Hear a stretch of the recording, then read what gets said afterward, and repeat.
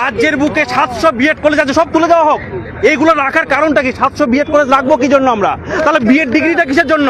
এগুলো সব ছিঁড়ে ফেলে দেওয়া হোক।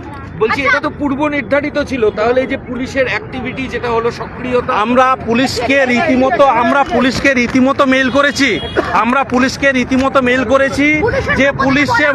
করেছি, যে আমরা শান্তিপূর্ণভাবে গণতান্ত্রিকভাবে আমরা আন্দোলন করতে চাই।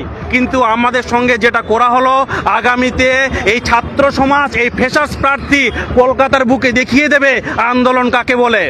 আমরা এভাবে থেমে থাকার জন্য আসিনি, আমরা সুষ্ঠুভাবে গণতান্ত্রিক পদ্ধতিতে আন্দোলন করতে এসেছিলাম, কিন্তু পুলিশের সহযোগিতা আমরা পেলাম না। এটা আমরা এখানে চুরি করতে আসিনি, আমাদের দাবিগুলো আমরা এখানে চলে এসেছিলাম। এটা আমার হচ্ছে, হ্যাঁ বলুন।